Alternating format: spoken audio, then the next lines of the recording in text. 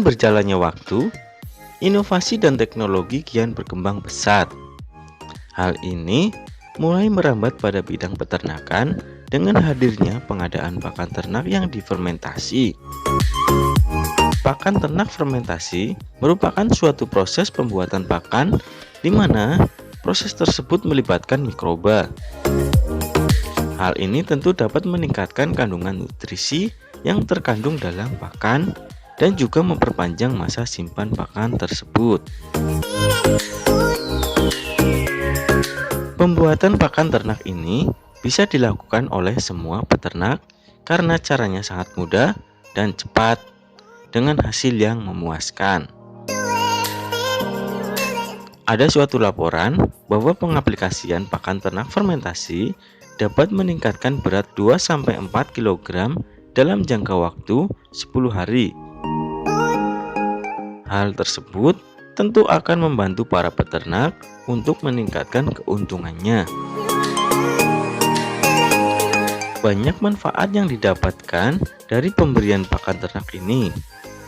Di antaranya, memperbaiki pencernaan hewan ternak, menjaga kestabilan, dan meningkatkan sistem imun tubuh. Proses penggemukan akan lebih mudah dan cepat, dan masih banyak lagi manfaat lainnya. Akan tetapi, untuk mencapai hal tersebut diperlukan ilmu pengetahuan yang harus dikuasai dan manajemen yang baik supaya tidak mengalami kerugian yang cukup besar. Berikut adalah beberapa tips yang perlu diketahui sebelum mengaplikasikan pakan ternak fermentasi. Tapi seperti biasa, bagi kalian yang belum tekan subscribe, silahkan tekan subscribe, like, aktifkan loncengnya untuk mendapatkan notifikasi video-video terbaru dari kami.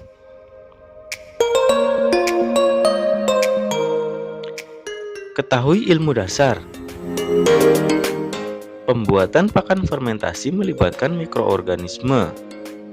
Mikroorganisme tersebut dapat berupa bakteri, jamur, ragi, protozoa, dan lain sebagainya.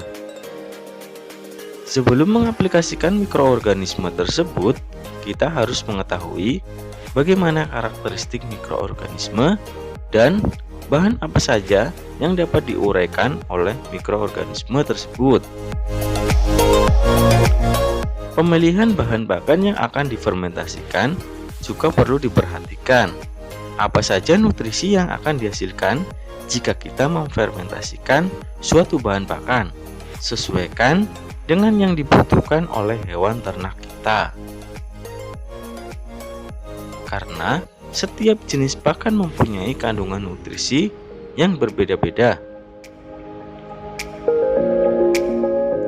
Maka dari itu, kita perlu mengetahui ilmu dasar saat akan mengaplikasikan pakan fermentasi pada hewan ternak. Kita juga wajib mengetahui faktor-faktor yang mempengaruhi hasil fermentasi seperti kadar air, pertukaran gas, dan temperatur. Ketahui dampak negatif. Dampak negatif pada pemberian pakan fermentasi dapat timbul pada saat kita memberikan pakan fermentasi hewan ternak secara terus-menerus tanpa ada nutrisi lain pada hewan ternak tersebut. Pemberian pakan fermentasi yang belum matang sempurna juga dapat membawa penyakit pada hewan ternak.